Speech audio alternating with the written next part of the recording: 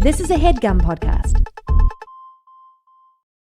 Greetings, Nadpoles. It is I, the Breakfast Wizard, here to talk to you about Magic Spoon, the sacred artifact I use to cast my cereal-mancy spells. After years of... Oh, what's that? It turns out this is an ad for Magic Spoon the cereal, not my spellcasting focus. As such, I'm going to let Caldwell take over. Ta-ta! Hey gang, Caldwell here. Sorry about that. Real quick, here is what you need to know. Birthday cake flavor is back. That's right, this limited edition cereal was so popular that Magic Spoon brought it back, and now you can get it for yourself. For a limited time, Magic Spoon is offering a free box of birthday cake cereal with every purchase, including subscriptions. This cereal is normally $10, so this gift with purchase is a great deal. To take advantage of this offer, head to magicspoon.com/pawpawbday to grab a custom bundle of cereal and get a free box of birthday cake and try the magic for yourself. Remember, this exclusive offer is only available to NADPOD listeners. So go to magicspoon.com/pawpawbday to add a free box of birthday cake to any order. Magic Spoon is so confident in their product, it is backed with a 100% happiness guarantee. So if you don't like it for any reason, they will refund your money, no questions asked. Okay, the Breakfast Wizard is still loose in my house somewhere, so I have to go. Thanks for listening, and see you next time.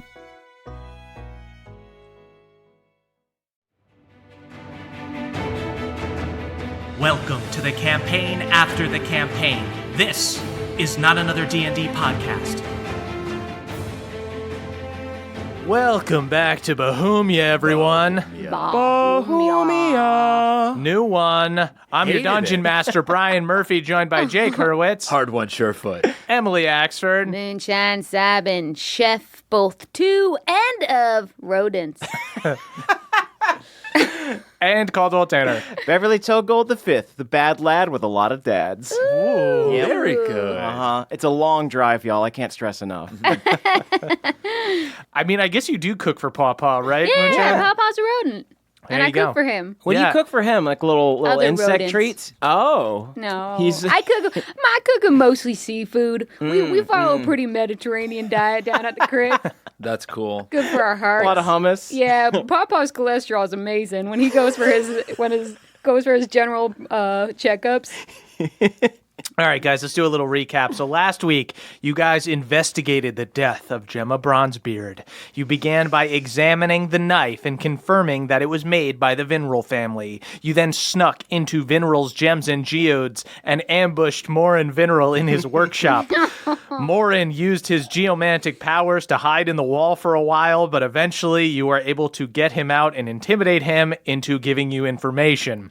This just sounds like you guys are bullies right now, but Morin's not a great guy. We were a bit emotional last episode. Yeah, it's hard to lose a loved one. Yeah, it's hard to see a loved one lose a loved one. Morin informed you that important clients with a legal business often sent dwarfen messengers to buy weapons anonymously. You then stopped by the Fox and the Thrush, a tavern where you were supposed to meet Jaina Bronzebeard to get her read on the situation, but it was getting late and she had yet to show up, so you left Balnor and Pawpaw to wait for her. Meanwhile, the three of you headed to the Frostwind slums, an area known as Frostbite. There, you encountered the Frostwind dwarfenage, where you fed some hungry dwarfins, then gave them some money and some much-needed playtime. Katya, the oldest, informed you that when their caregivers died, a lot of the kids had moved out and begun living in an abandoned chapel in the cemetery. There, they've been taking on odd jobs for unsavory individuals and working for someone called the Boss. She also informed you that her brother Joris was one of these kids and that he occasionally came back to the dwarfenage to give them money. You said your goodbyes to Katya and the dwarfins and headed to the cemetery, where Hard One was quickly discovered by the rude and rowdy teens. Come at me. Rather than be intimidated, Hard One simply scooped a teen and started running. Moonshine followed suit and grabbed another one. But when Beverly tried to... Mindless follower. Scoop the child. Follow me. You say All right. scoop, I say which teen.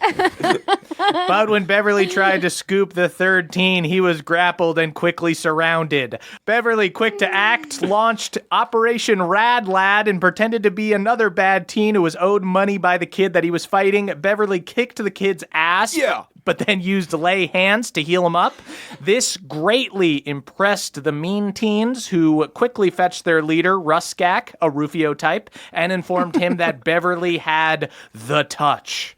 Ruskak informed Bev that they worked for hell and for ill-said, and then led him into the chapel to meet the boss. Cool. Meanwhile, hiding behind some headstones, Moonshine and Hard One were still grappling their mean teens. One of them informed you that Beverly was being led down into the crypts, and then mentioned that Joris would make them pay for attacking them because he, quote, just did a big job and he's about to be inducted.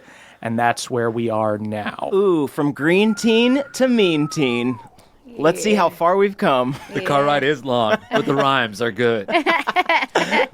Okay, so Hard One and Moonshine, you guys are still off to the side here. You do see this group of teens and this Rufio type, this Ruskak kid, who you don't even know his name because you guys haven't been introduced to him, but he does have this skull mask and this big hooked sword, takes Beverly into the chapel. Do you guys do anything, or are you guys hanging back? I would like to, real quick, first grab a handful of graveberries. And What berries? graveberries, you know, the kind of berries that grow from the corpses, from the ripe soil of corpses. They grow wild all across cemeteries. Murph, you might know them as their colloquial name, booberries. Yeah, first pardon me. I grab a handful of blueberries. Yeah. Boo, because I thought of you a said- spooky cemetery. At first, I thought you said grape berries, and I thought that was insanely weird. I mean, they are purple, but you meant they... grave berries. Yeah. Right. Roll a nat 20 on a nature check to find real grave berries that are real. As you roll, can you explain what you wanted to do with the graveberries? Fell off the table, doesn't count. Doesn't count unless God it's 20. damn it. It was a 5. Beverly is dead. Okay, what do I add to it? He said it had to be a nat 20. I said it had to be a nat 20. Well, I did get a 4. You got a 4. Okay. Pick up dirt. You find a grape, weirdly enough. Like Okay, that'll some work, of these kids though. are eating grapes. That'll work. That is 'Cause my grape. Some of my grape, my All little right, bag well- of grapes fell out of my hoodie. Well, here's a free life lesson, sharing, and I just take it. And then I would like to cast Good Berry Okay. on a couple grapes and give one to Hard One to me. Oh, to have like 1 HP berries Yeah. to like feed to somebody if Great. they Yeah. if they pass out. Very Yeah. smart. Okay, cool. Then are you guys doing anything? Because Beverly's going in. I'm saying Hard One. I mean, I think Beverly is very self-sufficient. I'm very impressed with him, but we got to get in there. Yeah. Should we Okay. kill these kids? You know, Hard One, we've had a long day. you, dude. I like him. I like him. You know what? Hey, kids, want to come with us? We're going to go on an adventure. What? I don't want to go on an adventure with you. You're stupid. Okay. These kids are going to alert everybody that we're here. Here's $5. Scram. For 5 gold, I will scram. Okay, I give them 5 gold to scram. These shitheads take the 5 gold and just run off in the opposite direction. Okay. Sick. Yeah. Fuck you. Nice diplomacy. Oh, yeah. Just so you know, I didn't want to kill the kids. Yeah. I was just intimidating them. I know. I just, like I I throw my axe said, at one of them.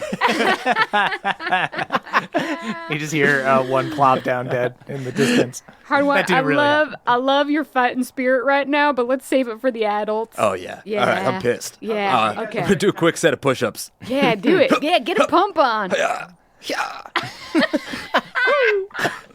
I'm doing a wall sit against a tombstone. Oh, I want to do a wall sit too. I love a wall sit. Let's get the glutes firing. Guys, Beverly is dead. He's just dead. All right. Okay, You would have wanted us to fine. have I'm good. strong-ass quads. So you guys are sneaking in? Yeah. Okay, Wall behind the sit. crowd? We're sneak wall sitting. Okay. There are a ton of kids, but they're going to be a little distracted by this cavalcade of people all around Beverly walking to the back of the chapel. So go ahead and give me a stealth check, and I will let you know if it's good enough or if the kids inside are alerted to You guys should crouch so you look like teens. Okay, I have got a 14. 18. Okay, so as you guys see this crowd go into the chapel, you guys sneak up behind, hiding behind headstones, and you guys slip into the church and kind of try to hide off over to the side. That's how we get the wall sits in. So we're behind the headstones, but not like crouched. We're sort of like wall sit. Yeah, you guys have like an eye on them as they enter, and then you're able to slip in and hide behind some debris. I hope my friends are safe and that their quads are burning. Yeah. So Beverly. Yeah. Ruskak leads you into the chapel. The chapel is this large building made of stone and wood. In the center, the main area where the pews would be, you see that those have all been destroyed and broken down to make firewood. There's this massive fire pit in the center of the room. The ceiling is very tall, and up in the wooden rafters, there are little perches that almost look like tree houses, and teenagers swing on ropes from perch to perch. Oh, Melora, this looks fun. Oh, dang, a ropes course. Yeah, and they're looking down at you, Beverly, as you kind of walk through near the fire, and kids are just like peeking out over their little nests and stuff. Yes, the touch, the touch, the touch, the touch. What up? Hey. Fuck you, dude. Fuck you, dude. I blow him a kiss. he blows you a kiss back. I love you. Fuck I give you. him the suck it. Hell yeah, dude, that guy likes DX. Suck it, break it down, suck it. Wait, do you guys worship D's nuts here? What's these? Suck on D's nuts! Oh, so cool. Fuck you, man. You rule. So you guys see at the other end of the chapel, there's a giant stained tabard that shows the Hammer of Moradin, but it's been graffitied. It has a bunch of rips in it. And then where an altar should be is a crude throne made of bones. Bone throw. Bone throne. Pretty tight, pretty sick. Oh, I mean, I know my butt is burning from these wall sits, and I would love to just relieve it on that bone throne. I ask Ruskak, that's your chair? Yeah, that is my throne. Hell yeah, dude. That's rad as hell. I stole those bones from the crypt, man. Ah, what? You didn't kill him yourself? I mean, that's cool, I guess. Yeah, dude, I killed him myself, man. All right, I believe you. Do you? I dust my Good. shoulder off. I Good. whispered to Moonshine, yo, these kids are kind of posers, huh? I know. I should point out that I am wearing like a beautiful white fox cloak right now. And I have my face painted like a juggalo. Did you kill that fox, man? Didn't need to. Yeah, Killed that's- itself when it saw me. Oh, dude. Yeah, that's what happened with me and the bones. I was just walking around. That was just a regular chair. And I was like, I love DX. I love wrestling. I'm going to hit you with the chair. And they just died. Tight. That's what's up. That's Yeah, what's up. Yeah, fuck everyone, dude. I punch him in the shoulder. Oh, dude. Should we awesome. just like wipe out this compound of teens? I think we should murder them all. We could. Let it just be known that I believe we could. I'm secretly thinking, I hope Hardpoint and Moonshine don't kill my new friends. so Should remember, just put them out of their misery, right? I mean, what is their future? They're moderately charming as teenagers, but what are they going to grow into? Oh, yeah, it's bad.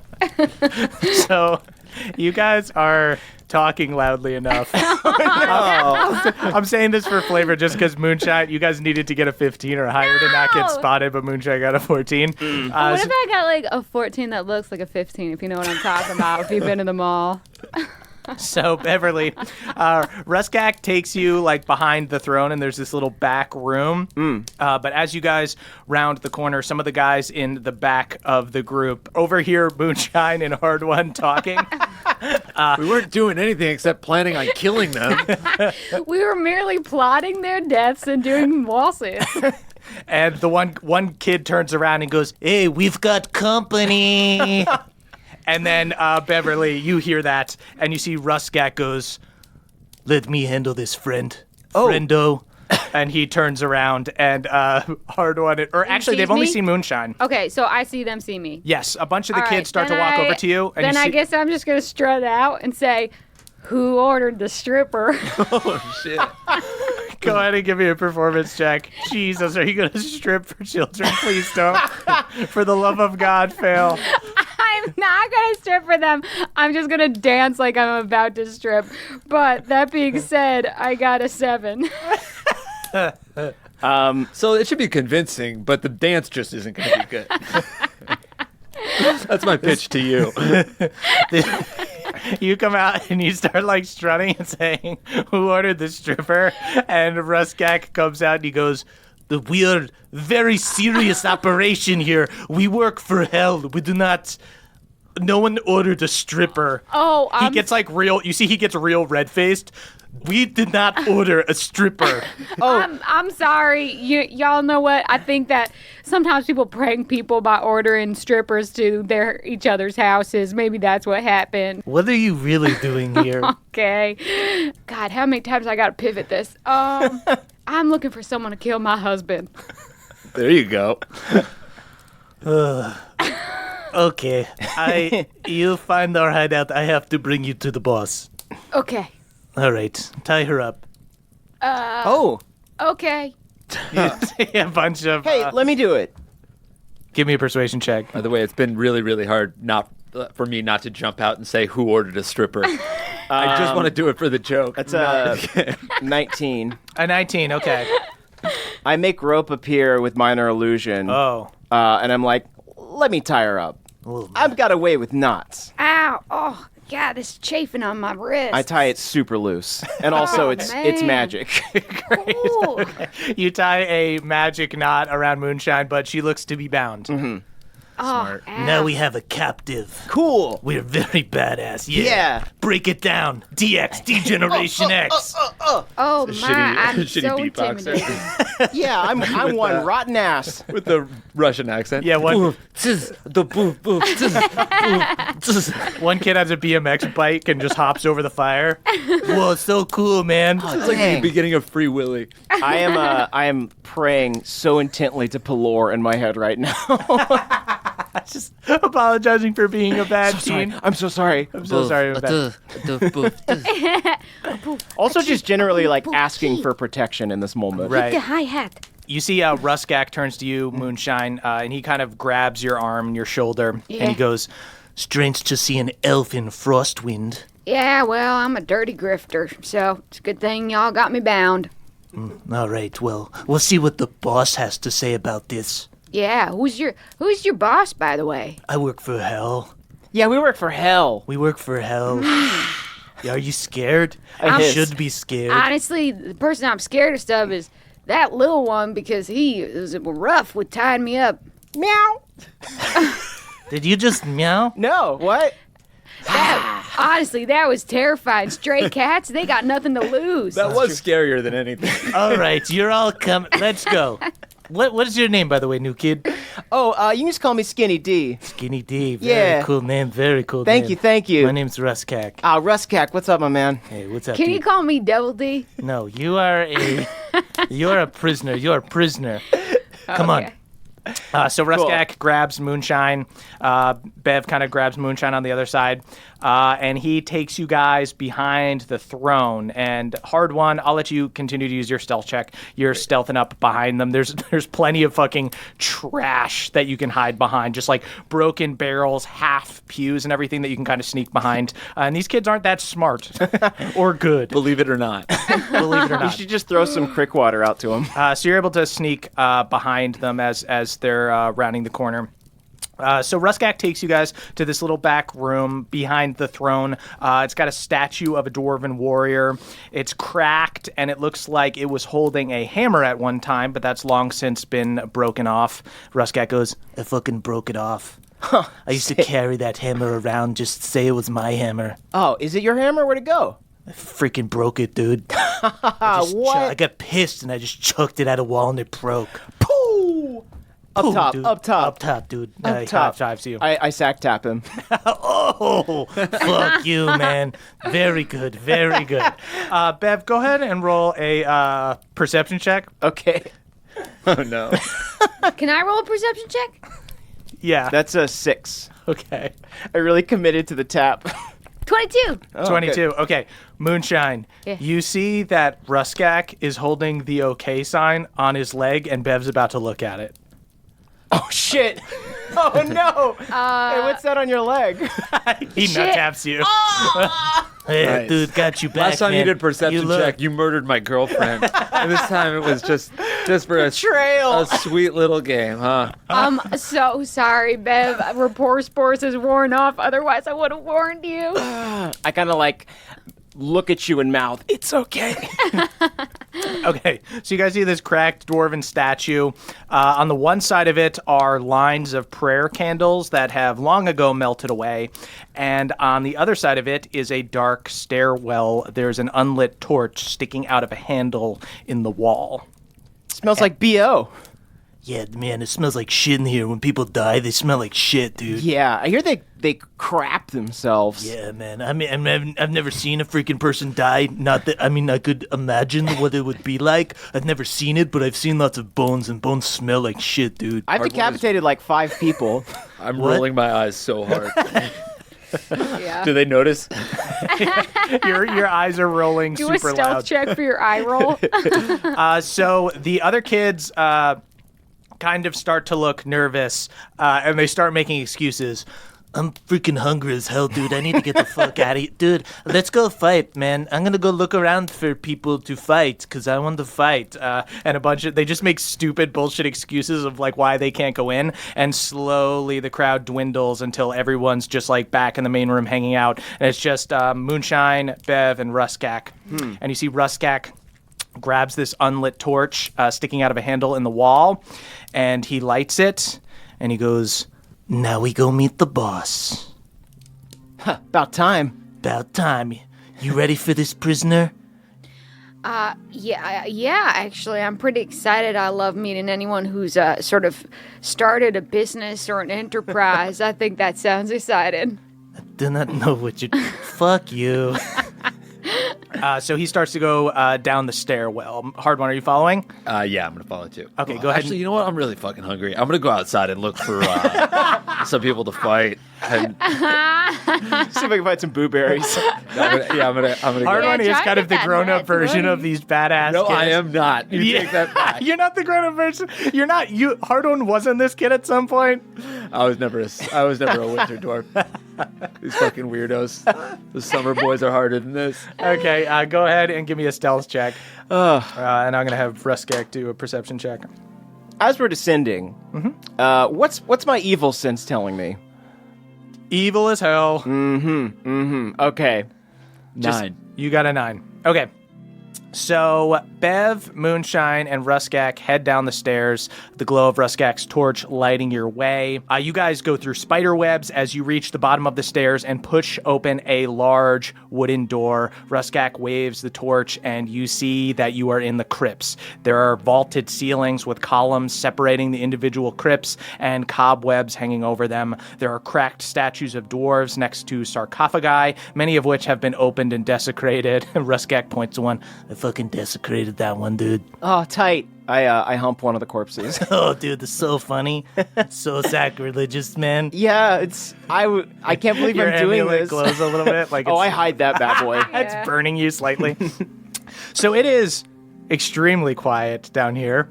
And these little dwarves and this little elf did not have to push the door open all the way to get in, but Hard One Shorefoot did. So suddenly there's a creak behind. Ruskak snaps his head back and he goes, What was that? I hide in the dark. Can I cast Earth Tremor so that it just seems like there was a tremor? sure. So I cast Earth Tremor. Okay, go ahead and give me a deception check. 9. A 9. So Moonshine, you need to do like a verbal thing for this earthquake spell. So you start like But whispering. I'm doing it under my breath. You're doing it under your breath. Ruskak, after turning and seeing someone enter behind you, he turns and sees you whispering as the ground begins to shake. And he goes, What are you doing? You are prisoners. You do not cast spells. Okay, I'm sorry, I didn't understand that when I entered this prisonership. he pushes you. All right, I just fight him. I go into a rage and I smack him. Oh, Go ahead and here we go. roll initiative. Okay, it's gonna be 18. 18. Okay, you do go before Ruskak. do I roll shit. initiative? Do you want to fight? Yeah. I Okay. want to jump in on Okay, this. so you guys are just I'm attacking doing a this kid now. deep wall sit in the dark. Okay, so Hard One is still hiding in the dark. I'm hoping they can just like put him in order. I got a 9. This kid pushes Moonshine, and Moonshine rips off the ropes. The jig is up. Moonshine, that's your turn. All right, I'm not a symbiotic entity, but I will Just attack him. I'm in a rage, though. Okay, so you're going to use a bonus action to go into a rage, and then you're just going to, like, pull back a sword. I guess we'll say you had it, like, under your coat. Does These kids 15 didn't hit check him? you. 15 does hit him, yeah. Oh, and I have extra fire damage, right? Yeah. Ooh. Ruskak, you fucking loser. Okay, so I do. Still a teen. Still a child. I hit him for 19. Do you want to kill this kid? No! This kid pushes you like, haha, fuck you. You pull out a sword, go into a rage, and slash him across this deep cut across the chest. I thought he'd be way more powerful. And you see blood just coming out of his mouth, and he goes, why did you do that? Okay, I cure him. I cure him. He collapses. Wait. Hook killed Rufio. This is how the movie goes. Okay, I cure him. Do you have a spell? Yeah, I have two first level spells yet. Roll a healing spell. Actually, can I give him a good berry? I'll give him my good berry. That's Okay. nice. Yeah, do that. Okay, you pop a good berry in his mouth. He chews it. Good berry for a bad boy. He comes back into consciousness, and he's just like barely there. He's just like, where did you have sword? We should have frisked you. This is why I hate when we interact with teens, because I can't just, if someone pushes me and I attack him, you use sword? I'm real sorry about you this. pushed me. I'm real sorry about this, pal. I'm not the bad guy here. You pushed me. use sword on me? I thought you were way stronger. You've been talking a big game. I fell for it. never fought anyone with my sword. Oh my God, I hate this. Oh, I healed you at least. still so hurt. How hurt is he? He's. Okay, he's at 1 I HP. give him a cure wounds. I use a cure wounds on him. Moonshine, don't worry about it. I'll touch hands him. Okay. I stabilize him. I give him like 5. You give him 5 HP, and he just kind of sniffles, and he goes, I'm freaking fine. Fuck you all. And he runs back, and he runs up the stairs. I grab him. You grab him. He's not going to go up the Yeah, stairs. good call. Why are you here? Moonshine, want me to finish him? No, I Have my axe in his mouth. Oh boy. Why do you all want to kill me? I thought. Say the word, Beverly. He's done. I think that's probably okay. You sure? Youngin, you talked a real big game. I've never met the boss. I just I walked them through the crypts, and then they walked down. Joris has gone down there. He's the tough one. I'm not tough. Okay. Joris is down there? I'm a bitch. You are I a bitch. suck. I suck. I'm Okay, not. actually, this is worth hitting you. I'm glad I hate you now. Okay. I don't actually. I bring them down to the crypts. All the other kids think I go down and I talk to the boss, but I don't talk to the boss. All right, I tell you what. Here's my peace dove offering, or here's my olive branch, or my brambleberry branch. I'm offering you. I won't tell anyone that you've been lying. Really? Yeah, I'll keep your secret. I'll say you were so badass down here. Could we say that the reason that I have this cut is because I fought both of you? Tell you what, man, I'm actually going to give you another option. Okay. I'm going to chop your head off if you don't go upstairs and tell all the kids up there that you're a little bitch and that everyone should go back to the orphanage and take care of the youngins. Go ahead and You guys are all little bitches. Give me an intimidation check with advantage. That's a nat 20. Oh my God! You see this kid fully pisses himself, and he goes, Oh my God. I think that if we do that, then the boss is going to be really bad, and Joris says that it's very scary. Is Joris down there right now? Joris is down there right now. Sometimes I've talked to minions come up sometimes and talk to people. And I do not want to make him mad. I'm sorry. He pisses himself more. You attack me with sword and tell me and make me urinate. Okay, just go upstairs and tell all the kids you're a little bitch. You don't have to leave. Okay. But just go up there and tell them that they're no... Could I say that I'm just not strong? Nah, you know what? I'm on Hardline's the side. You word. gotta say I'm a little if I bitch. just- Say that you're a little bitch and tell them that they're all little bitches. Oh, Because you guys are all little bitches, aren't you? Sorry, bud. That's just how it's got to be. Fuck you. You're the weak little winter dwarf, No, aren't you're you? a summer dwarf. I'm gonna go. You I take goddamn his, right I'm a summer dwarf. I take his skull mask off and I bitch slap him with it. Ow, why? I spank him with the broadside of my axe. This is bullying. I give him a handshake and I say, hey man, good sportsmanship. All's cool between us. Okay, I like you the most, even though you almost killed me. All right, get the fuck out of here. Okay.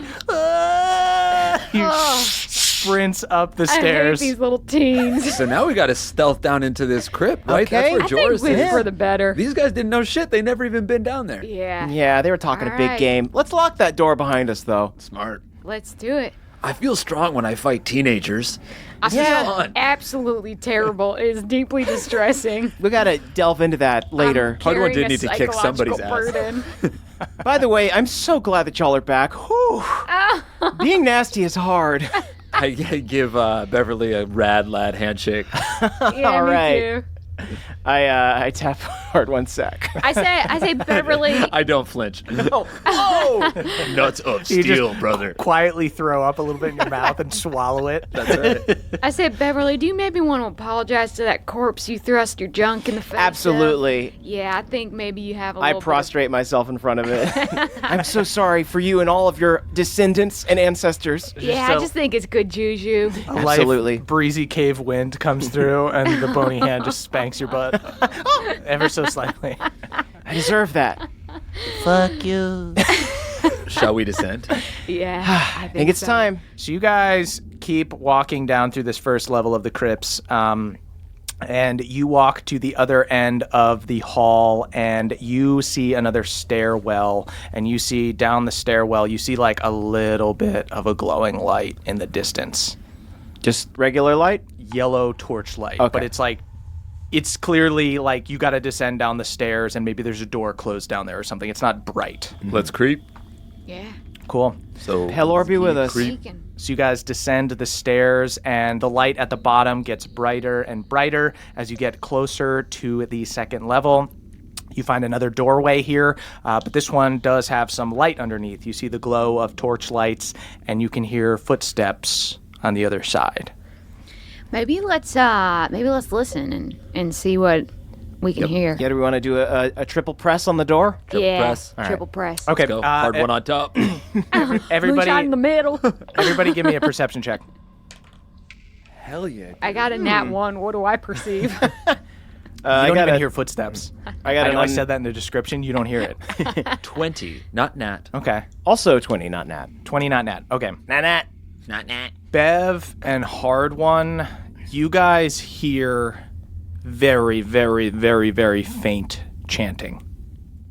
You hearing that? Sounds like very, very, very faint chanting. Yeah, I can barely hear it, but it's definitely chanting. Yeah, I also hear that. Nice. I agree. and it Yeah. goes sort of like. It's like, yeah. Just, What it's were like, you saying? It didn't it's sound like that to me. Chanty. Shanty? Someone singing a shanty song down there? Yeah. Yo ho ho. Moonshine in her head just replaying slashing a teen across the chest with a sword. Just Oh, I can't believe what I did to that youngin'. I can't believe it. No, it's okay. He'll lie about that scar, and everyone will think he's cool. That's true. yeah. You know what? I made him more beautiful.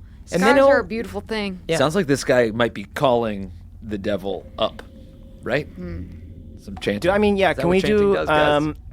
Is it loud enough that we can do a check? it is clearly not in this next room. Okay. So you guys with a 20 were able to like faintly hear. You hear like a sort of a hypnotic, repetitive group talk. Cool. Let's creep into this. Yep. Yeah. Okay, go ahead. Is everybody going at once? What are you guys doing? I think I'll we're go going first. Single file. Bev, go ahead and Bev's give me. leading the conga sneak. Bev, give me a stealth check. Ooh. Well, my stealth is 0, but still 16. Yeah. I pulled out the monster manual to look at this dude's stats, but there's really no reason to do it because he rolled a nat 20. Fuck. So, Bev, you creak open the door, and as soon as you do, this dude wearing a black robe with his hood over, like, it just happens to be, like, walking by at the exact moment. You see, he turns and looks at you, Bev. Same white skin and missing black sunken eyes. Oh, not these bozos again. Yeah, that you saw at Smuggler's Bounty. Yep. You see he looks at you with these vacant eye sockets, and then suddenly he gets these like flaming pupils, and then they go away. And he goes, I will take you to the boss now. I'm ready. I guess I kind of like behind my back, like signal for y'all to follow, but stealthily. Yeah. Hard One and Moonshine, go ahead and give me stealth checks. God damn, I'm rolling well. 21. 16. Bev, you begin to be led down this hallway. Moonshine and Hard One, you guys wait for a second. You see that to your left, there's just one room there, and another robed dude comes out and follows behind where, like, Beverly is. Hey, Hard One. I think we need robes. Yeah, I was thinking the same thing. Is there only Moonshine. one robed guy? How many? Do we see any robe? All you see is you guys are like at the end of this hallway. To the left, you see one room that this guy just walked out of that did his perception check and failed it to see Hard One and Moonshine. Walks up and joins the guy who's kind of escorting Beverly down the hall. But is he trailing behind? He is trailing behind Beverly. I think we could share a robe, right? Or we could just take both of these guys that are with Beverly. But one of them is leading Beverly, so we need him to lead the way, right? Do we? I don't know. Interested. Okay, yeah, let's go for it, I guess. Or we could also just let them walk a little further and see if anybody else comes up. Okay, yeah. Okay, so you guys are following Beverly and Yeah, the guys. I'm too curious to see where this leads. So you guys, so Moonshine and Hard One start following Bev and these two robed dudes down the hallway. You see the walls are lined with stone, with torches lighting the way. You see as Beverly walks with these two guys ahead, there are more guys with robes walking in the corridor ahead of you guys. You guys begin to catch up to these other guys. You see a lot of the guys with robes are entering double doors at the very end of the hallway, and you hear when they open the doors, the chanting gets louder. But to the left, before the double doors, is another door that's being guarded by these two dwarves in like blackened leather armor with daggers at their sides. These guys all have like the missing sunken in eyes and pale white skin. And these robed guys open the door and gesture for you to go in. Alone? Who else would you go with? Obviously, with the hatred of the living in my heart, I walk in. Okay. Oh, shit. So, Beverly, you enter a surprisingly cozy room. It's lit by a burning brazier that gives it an orange glow. There are bookshelves lined with books, many of them stuffed with notes and mismatched papers. It looks more like somebody's notes and maps than someone's literary collection. There's another door at the other side of the room. Then there's this big oak desk with a pale human sitting at it. He's got slicked back black hair and wears full black plate mail. He's got this big glaive on his back, and his features are very fair and elegant, but his eyes are red. You see that his pupils are normal, but in the red iris, there's a little bit of movement to them, as if his eyes are alight with flame. He's sitting in this large chair lined with deep purple cushions, and as you walk in, he gestures to some chairs on the other side of his desk, and he goes, "Please, sit down." Sure thing. I sit. You see this imposing figure looks at you, and he goes, "Would you like any wine?" It depends. Do you have red or white? I have red. I have an elven red. Oh, that sounds lovely. He pours you some wine, and he passes it across the table. It's Gladeholm vintage? It's from Gladeholm. Oh, this is good stuff. And it's very good. Yeah. So you're a paladin? I mean, in some ways. What does that mean? I mean, I've devoted myself to certain pursuits. Who did you devote yourself to, boy? I clench my amulet. I pray to Pelor in this moment, asking for what to say. Go ahead and give a religion check. I knock on the door and I say, "Housekeeping." Just kidding. I'm totally kidding. Okay. Okay, I got a 18. You can kind of gather just logically, and maybe this is Pelor speaking through you, or maybe this is just you scrambling to think of something to do or say in this moment. There's no real good way to go about this. Uh-huh. Okay. I chuckle a little bit. I devote myself to the highest bidder. Not much of a paladin, then. Suppose not. But in these times, it's hard to be much of anything. Go ahead and roll a deception check with disadvantage. I can sense your holy power, boy. Oh.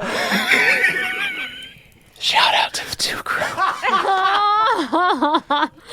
Devastating, too. You know, the twos always show up in the... The other one was a 17. We should get a 2 tattoo. I know, it really did. I think that's what we It got. follows us. It both haunts and delights Yep. us. It's the two, Barry.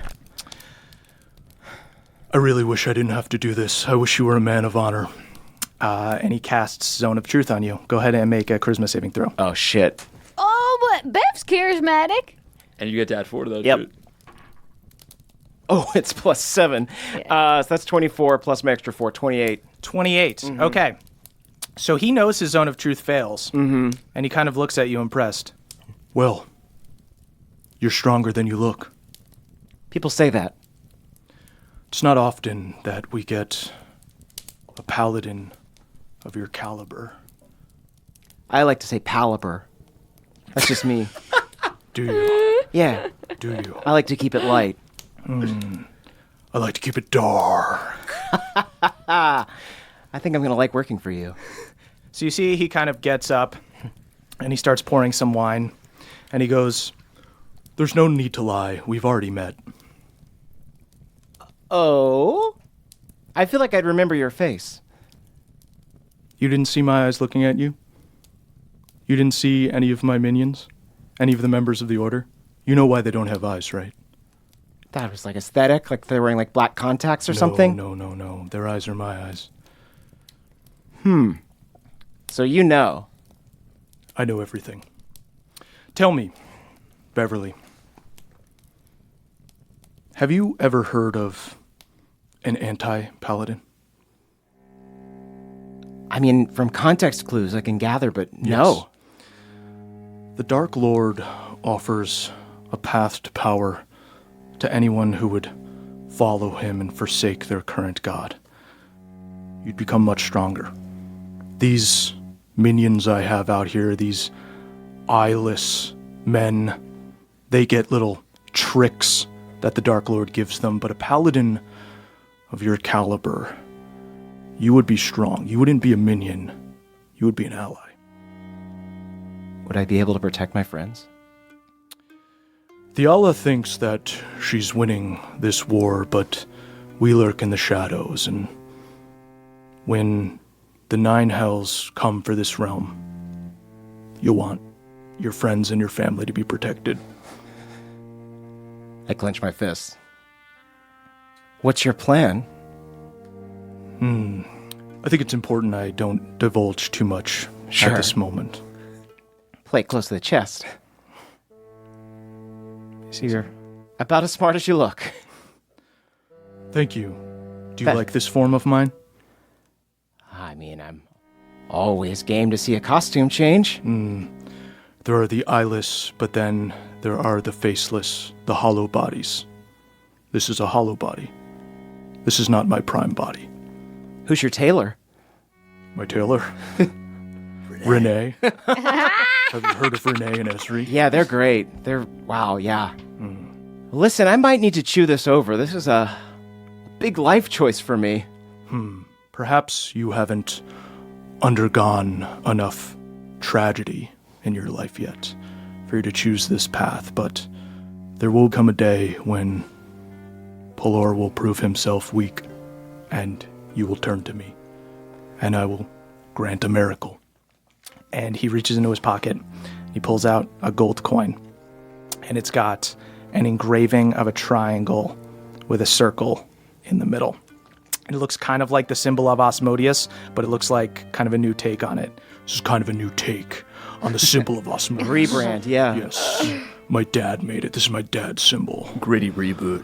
It's a good rebrute. And he hands it to you.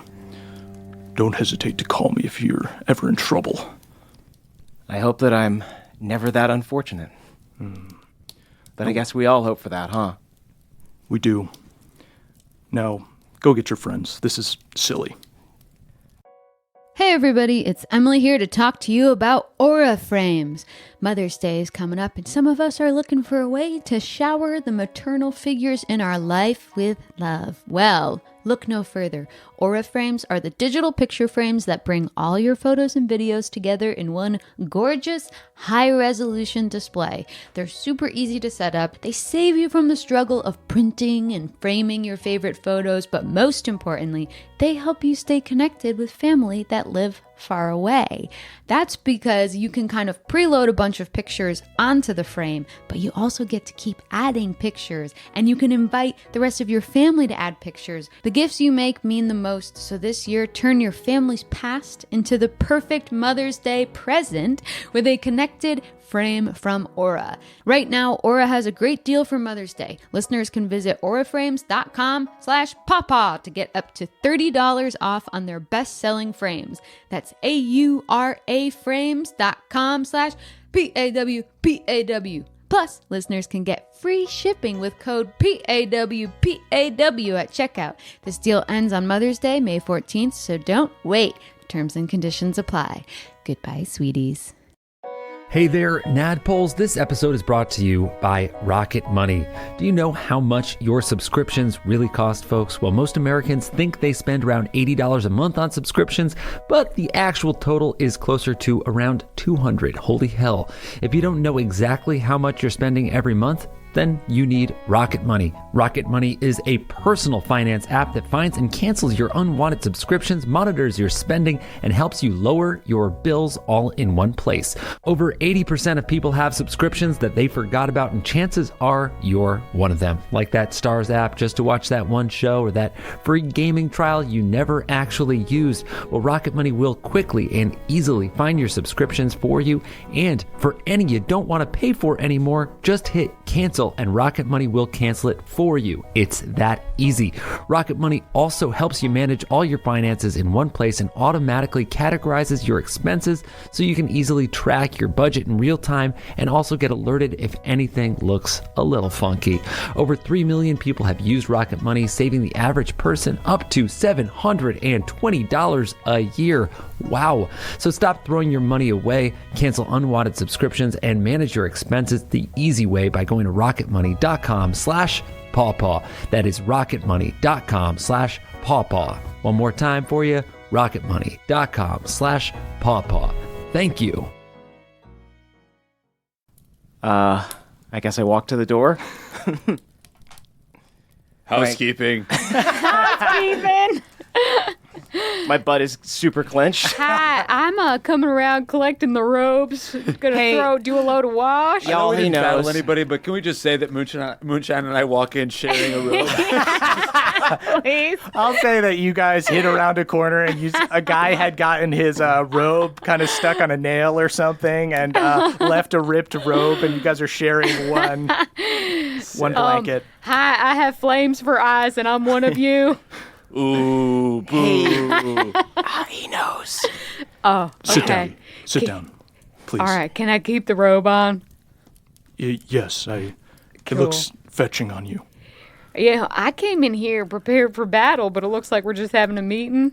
Yes, would you like some wine? It's an elven red Absolutely, yeah. from Gladeholm. Do you have Yeah. any Crick vintage? Crick vintage. I start rooting around. Do not root around. Just looking for Crick water. I thought this was a classy establishment. That's a good point. Well, this is kind of like a foreign experience, you know. We're trying something hell. new. Yeah. We aren't in hell proper, by the way, right? You're in a basement. Yeah, what are you doing out There of could have been like a portal. What am I doing out of hell? Yeah, bud. Give me the dwarf. What dwarf? I know you have him. I pat saw you myself leave. everywhere. No, no, he's on the ship. Interesting. Yeah. Would you trade him for some information? What kind of information? Do you want to know the man who threw the knife? I already know the man who threw the knife. Do you? Yeah, that's information that we More already in know. Vineral.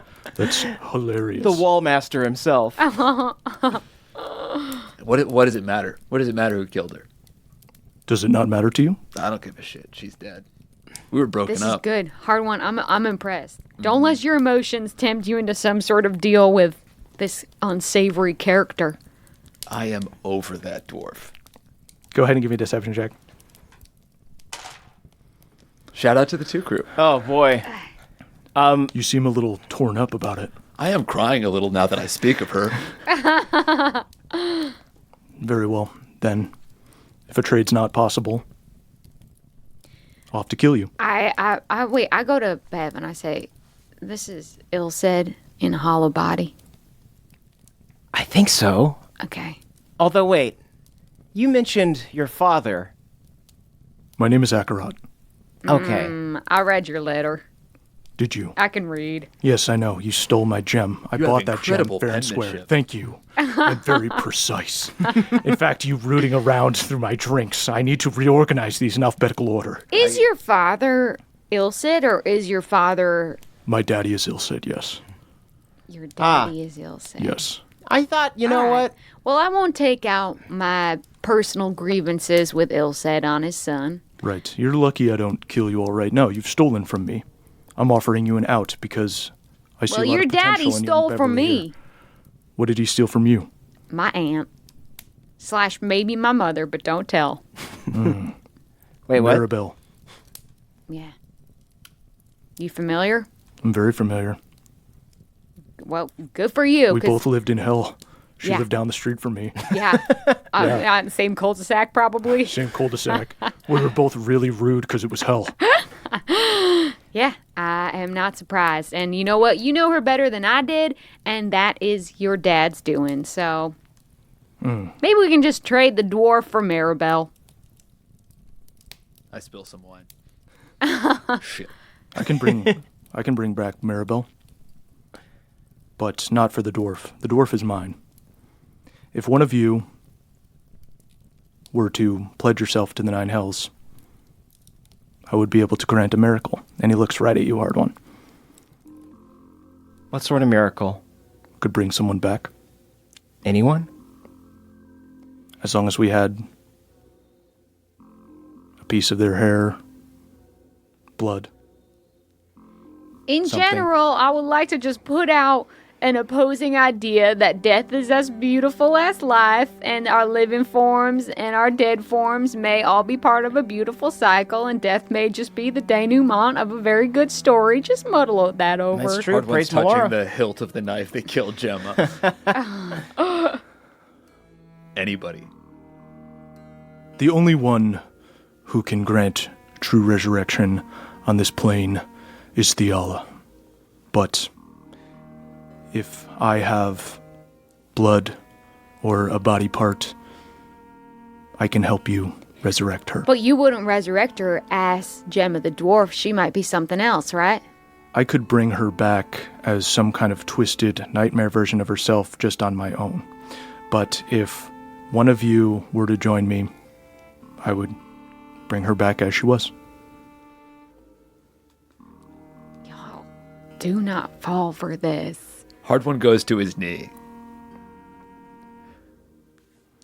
I want Gemma back. But I can't reasonably bring her back and know that she's not safe. You have to tell me who killed her. Who killed Gemma Bronzebeard? Is it the man who paid for the hit? The one who gave the order? Both. The man who threw the knife? All. The one who snuck in the man who threw the knife? Everyone. Dang, this is a conspiracy. Yeah, it's a real pipeline. Yeah. Give me a list of all their names. If you were to join the order and dedicate your soul to the 9 hells, then that would just be company business. You would be privy to that information. You'd be in the inner circle. Hard one. I can't join the club without knowing the information. I don't trust you. Not any more than you trust me. I'm a man of my word. Give me one name.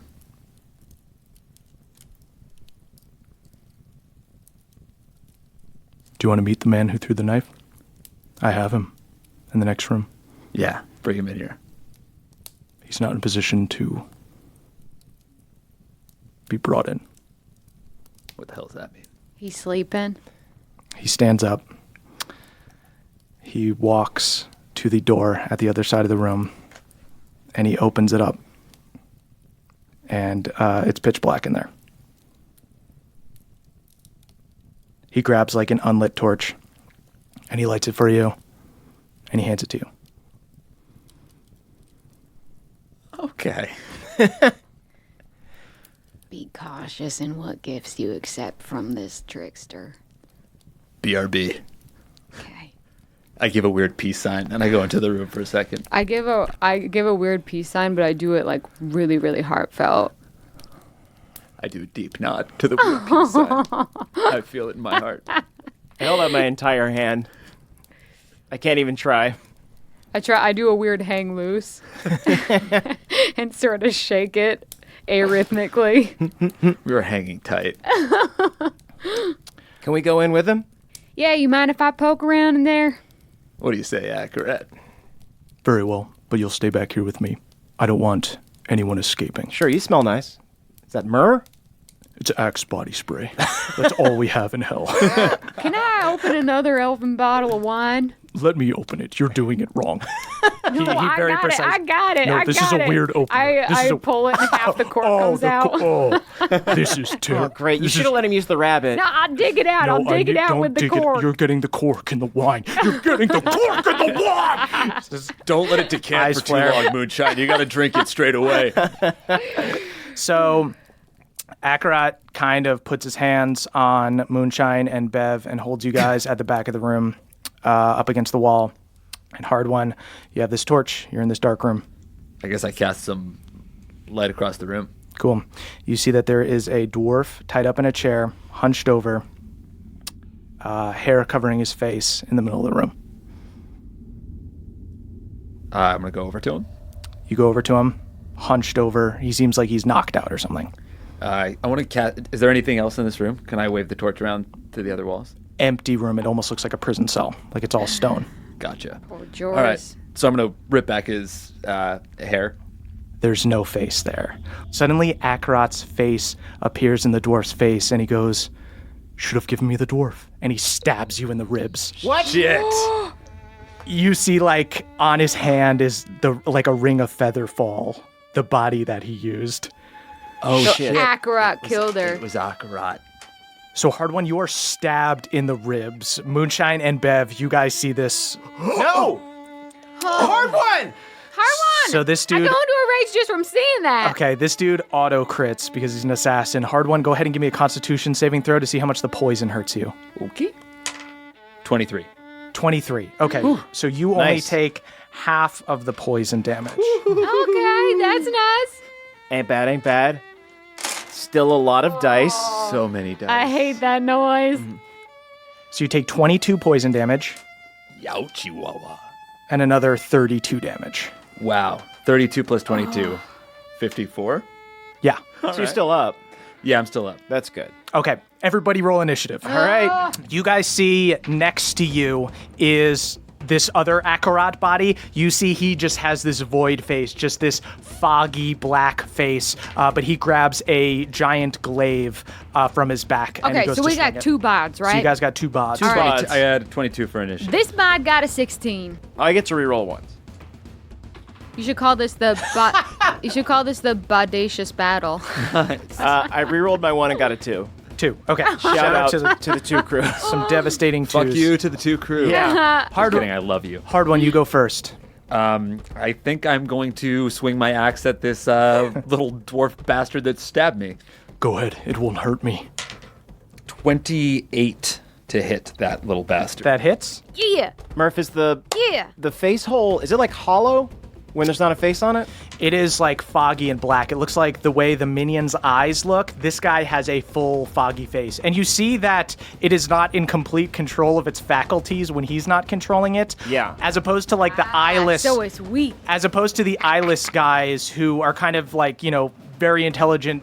Yeah. Who are kind of just like intelligent zombies who can like follow orders and speak and do all of this. This dude can't speak. They have or very anything. low AI. Right. 13 damage for that guy. 13 damage. Okay. Take my second attack.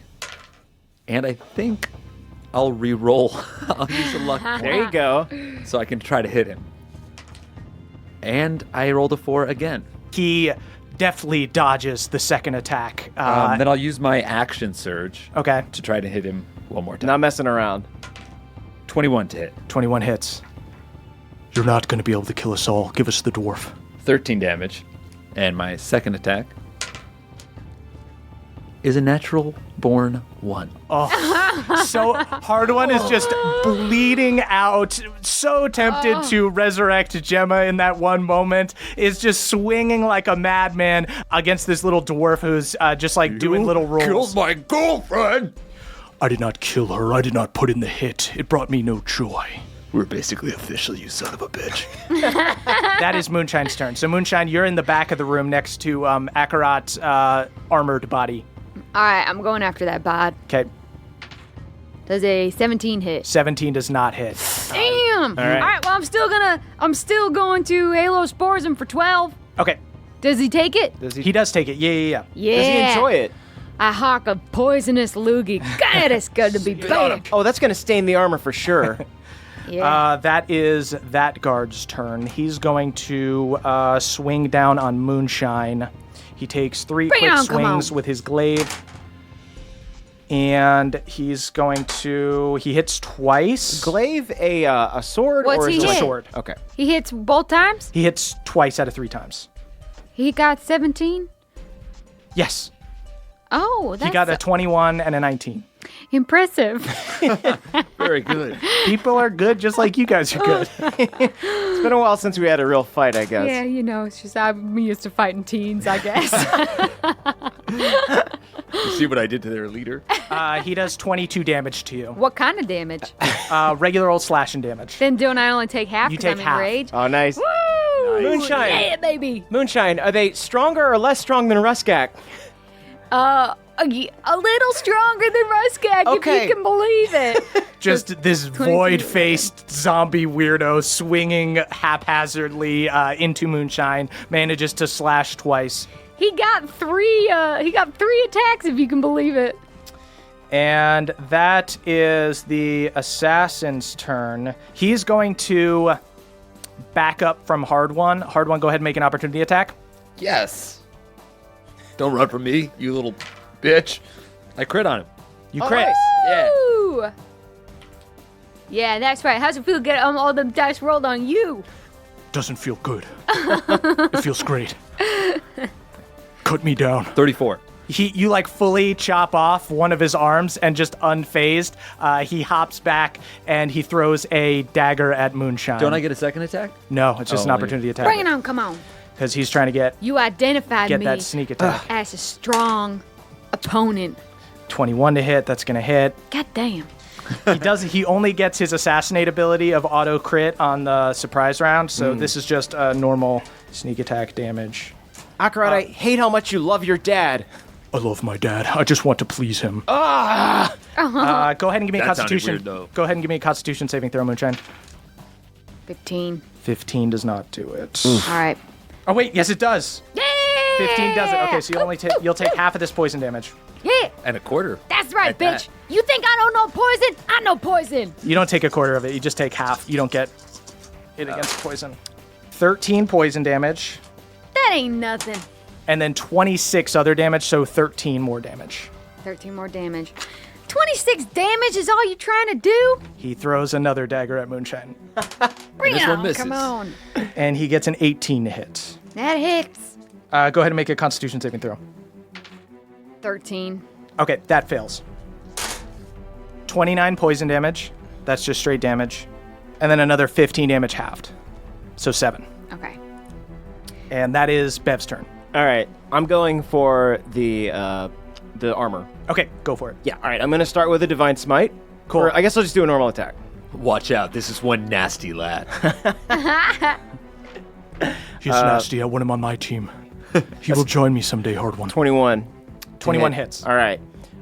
So with this, I'm going to do a Divine Smite for my first attack. Okay, go ahead. I launch towards him, try and get in under the armor as best I can. Let me roll the damage. It's 11 for normal damage, and then let's see. Oh, that's gonna be 3d8s Shit. because he's a fiend. yeah. Okay.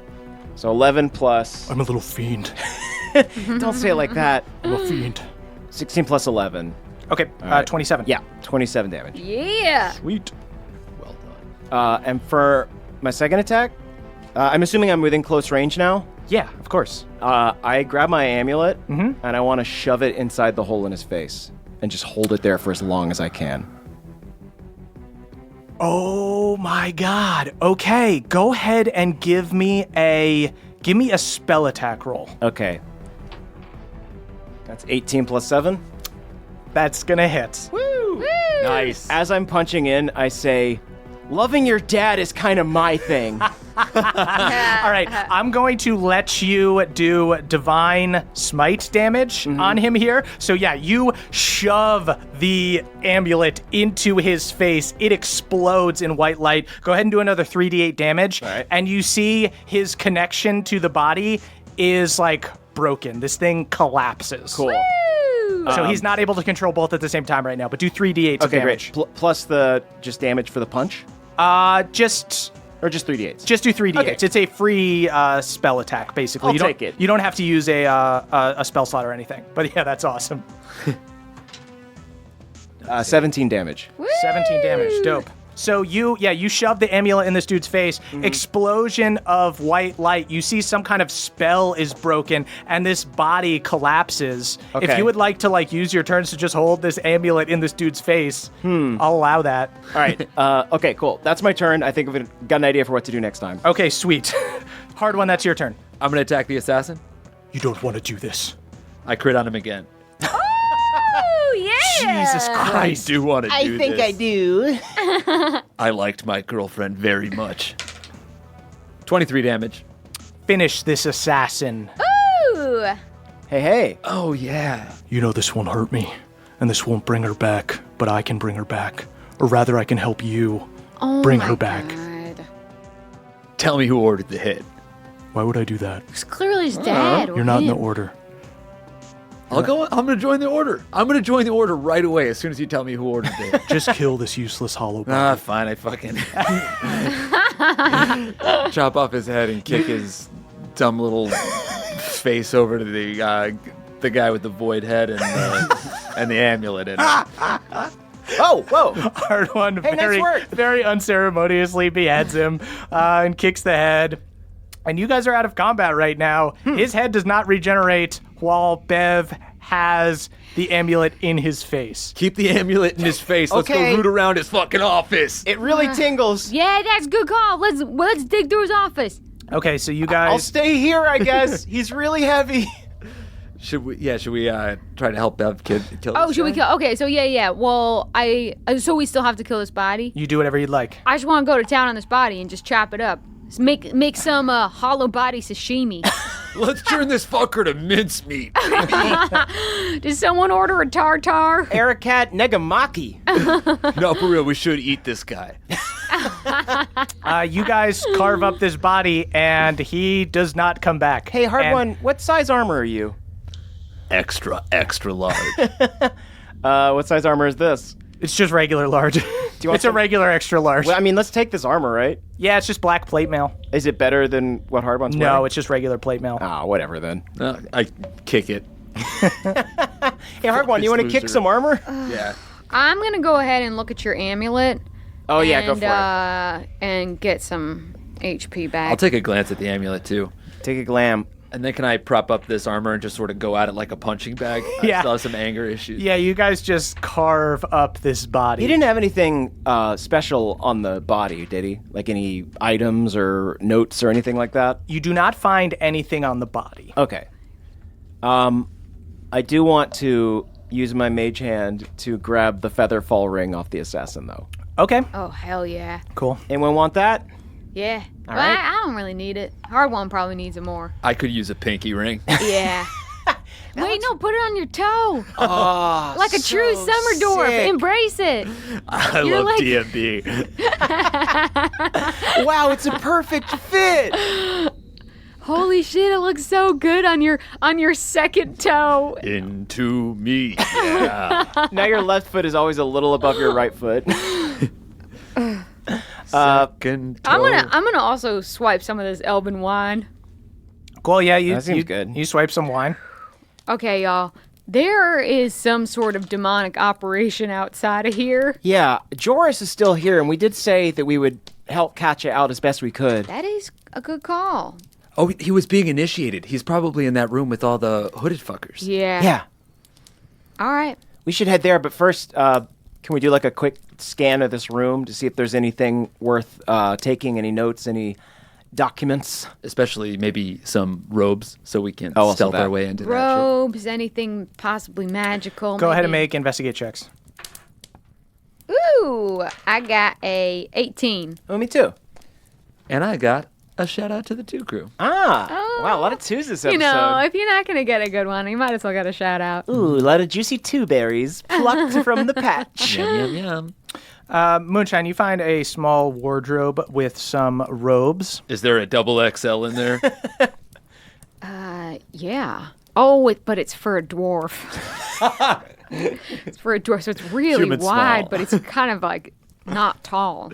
So Moonshine's able to find these robes, and then Bev, you start Yeah. looking through the bookcase, and you're kind of flip through some of these books. You start pulling out like some of these notes and stuff that are kind of stuffed in some of the binders and books, and the name Gemma Bronzebeard sticks out to you. Oh. And you see that there are notes, and you see that it is written in kind of like broken common, like this is not this person's first language, like Okay. they speak another language. It's a little, it looks like somebody was just taking notes, like watching somebody, because they're, the names Gerard Coldane and Gemma Bronzebeard stick out to you. You see, it says, Welcome Party, Vinral.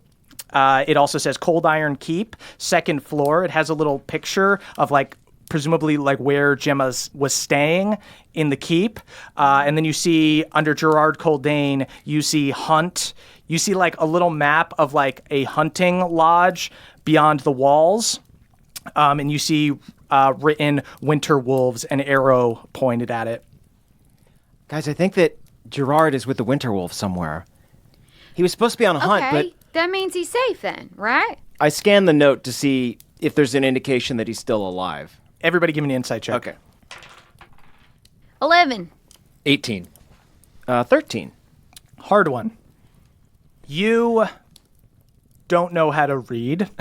But there is a map. There's a map. There's a little map, and Bev kind of reading the note to you, you realize that this was obviously some kind of spy following these people. So whether or not, like, Gemma's notes are from when she was alive, you know nothing about what's going on with Gerard Coldane. Listen, you don't take someone out on a hunt if you're planning on keeping them alive. You as far think as assassins the go. Winter Wolves?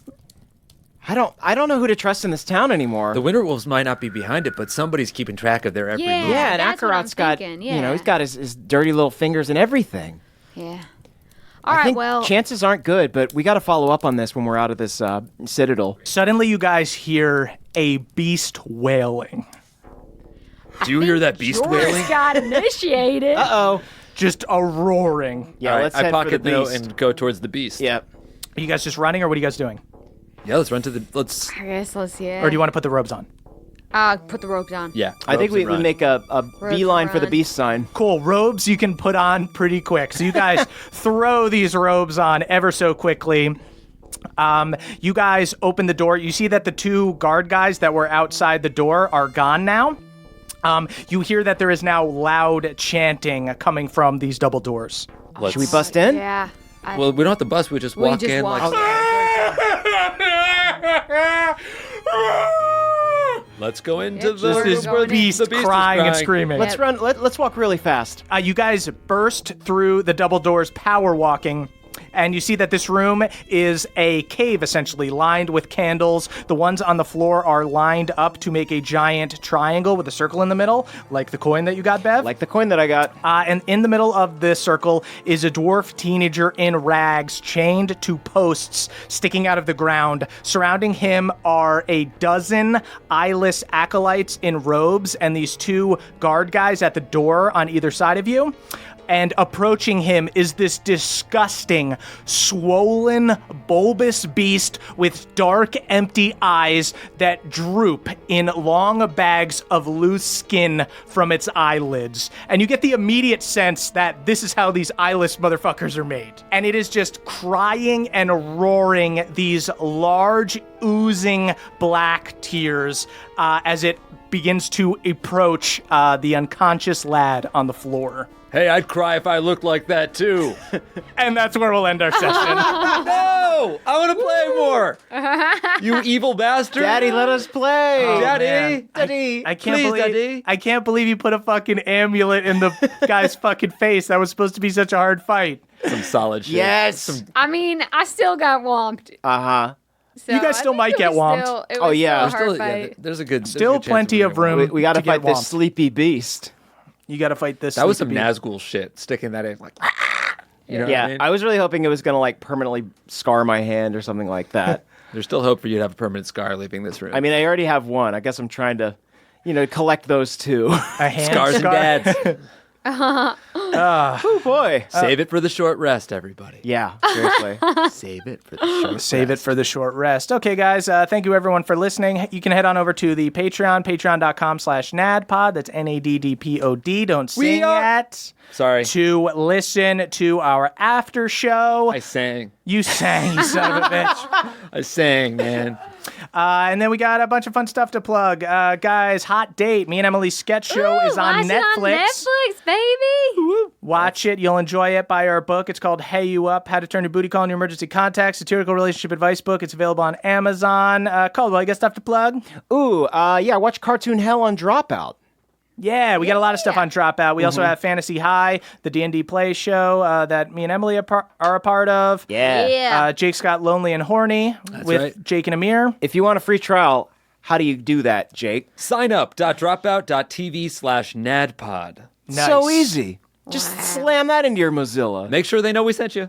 And guys, we hit one of our Patreon stretch goals. Feeling limber, y'all. Which Thank you. Which means next month we're going to start doing an extra bonus episode every month. Wow. Do we want to announce what it's going to be? What the first one The is? first one is gonna be our young Beverly. Oh boy, putting on the old DM hat. Oh, my goodness. Oh shit. Bev's going to put on his DM cap, and our mixed bag of holding over on the Patreon is going to be a session 0 for that. I'm very excited to welcome you all to the land of Trinivale. Ooh, Trinivale. Oh, we have to come up with a new intro. It does need something else. Trinivale. Yeah, sort of like Optimus Prime. Yeah. Save it. to Trinivale. Hey, save it for the mix bag, y'all. Yeah, you're right. Oh, you're boy. right. Okay, guys, follow us on Twitter, at CHMurph is me, at Jake Hurwitz is Jake, at eAxford is Emily, and at Caldy is Caldwell, and tweet about the show using hashtag NADPOD. That's NADDPOD. We are the youth of the nation. We are youth of the nation. It's the end of the show, everybody, and that means we need to shout out our benevolent Council of Elders. Oh, Pilar's children.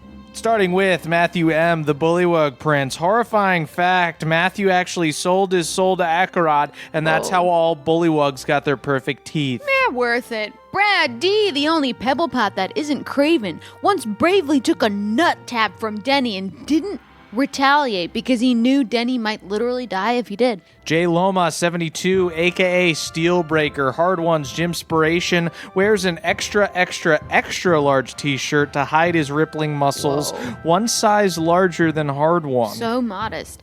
Andrew A., a.k.a. Feldspar Liegarden, the half-elf. Andrew is half-elf, half-cat. It's hard to tell at first because you assume Andrew's ears are just pointy because he's an elf, but then you get up close and you're like, nope, that dude is a little furry.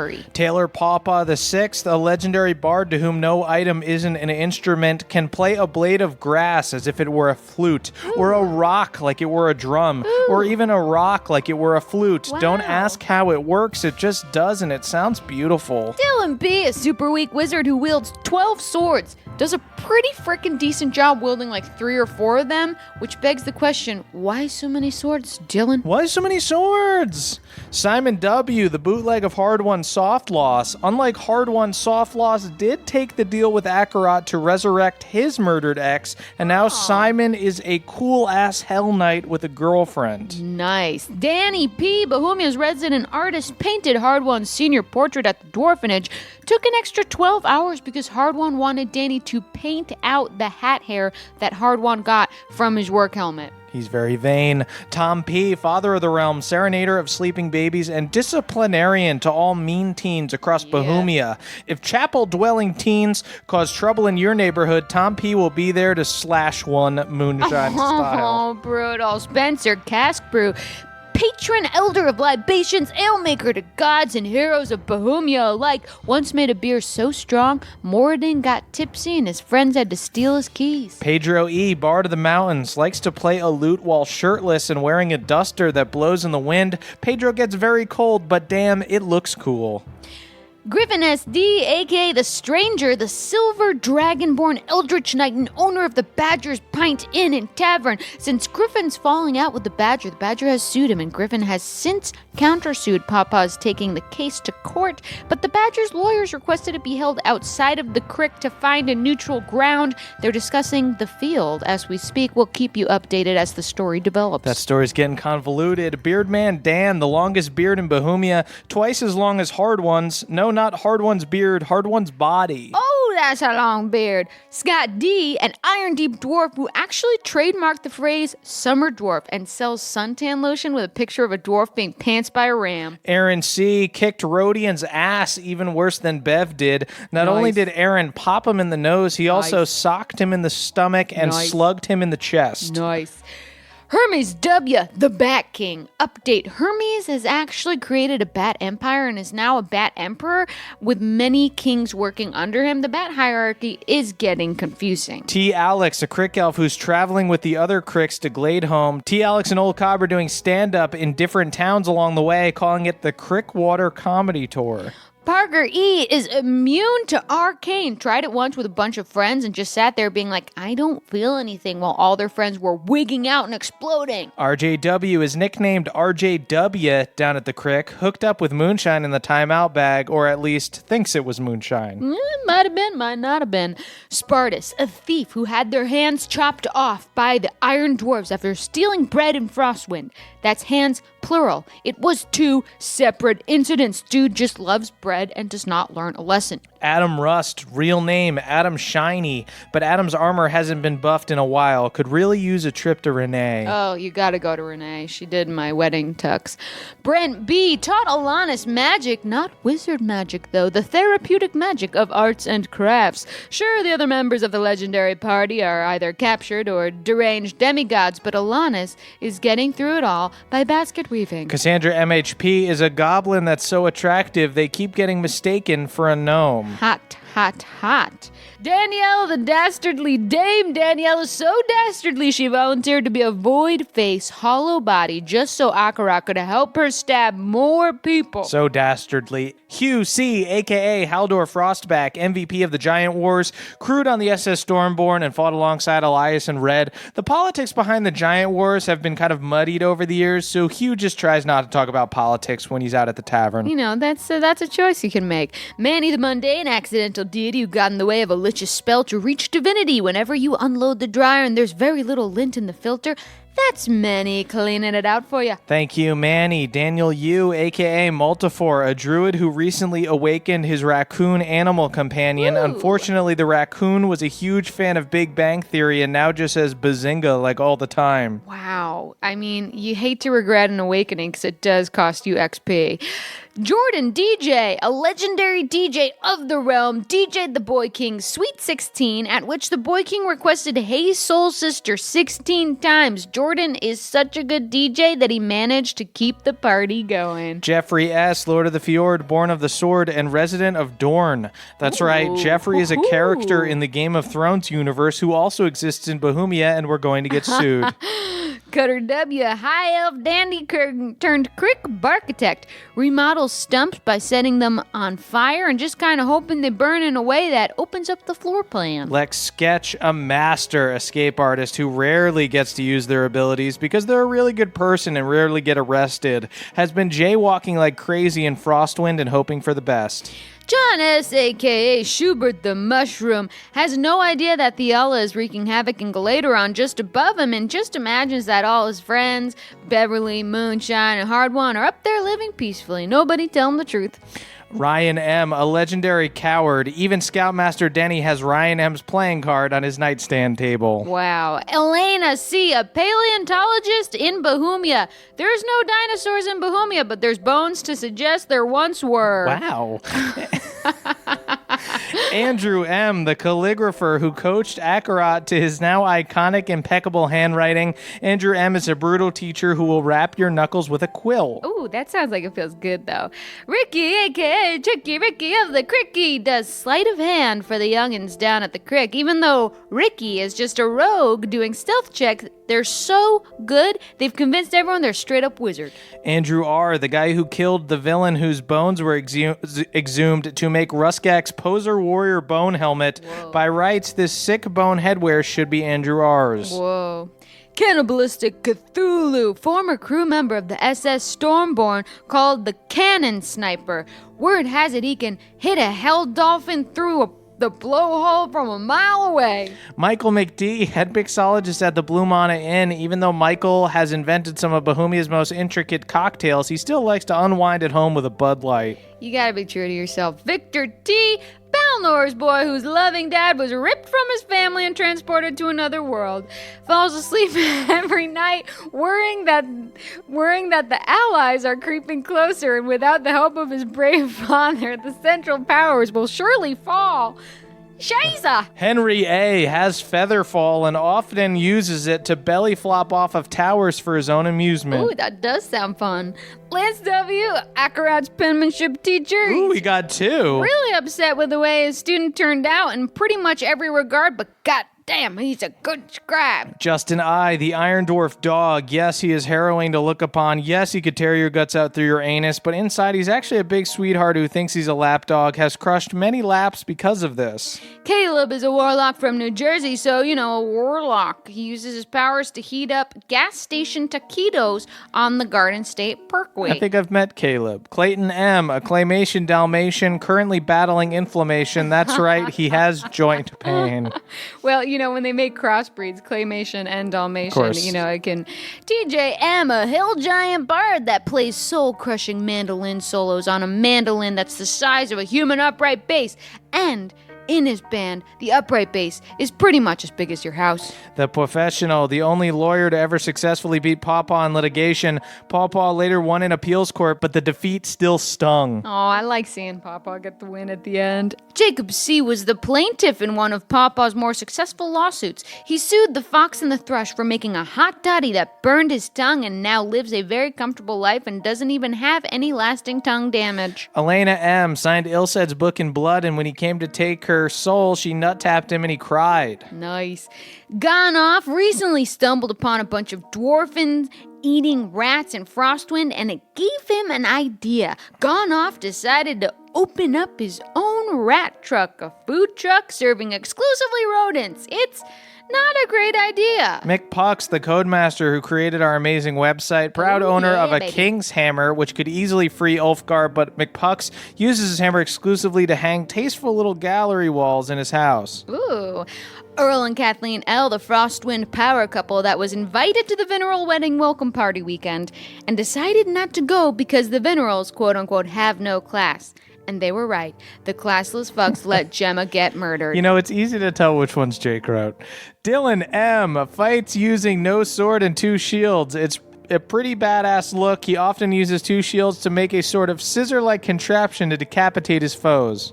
Jive G talks a lot of jive. He once killed a guy using entirely smack talk. Corbin A., a talking bird who's also a bard, currently writing the world's first rock opera. Atlas Storm Reaper, Atlas Reap Storm so you don't have to. Head to their new brick and mortar storefront in Esri and treat yourself to some of their organic, hormone-free lightning. Jostrich, an ostrich jester who holds the record for longest stint entertaining the Boy King before getting beheaded. Luckily, their skinny necks slipped out of the guillotine hole at the last minute, and now they're on the run. Jodspeed, Jostrich, Jodspeed. Godspeed indeed. Cameron McGee, a gold medal mudsledder from the field, currently trying to pull a Cool Runnings and compete in an upcoming Frostwind bobsledding competition. E.L. Dreg, a.k.a. the Dregernaut, a crick elf famous for their Oops All Dregs wine that's literally just the sediment. It makes your teeth look nasty, but it gets you fucked up. I would chew on some wine.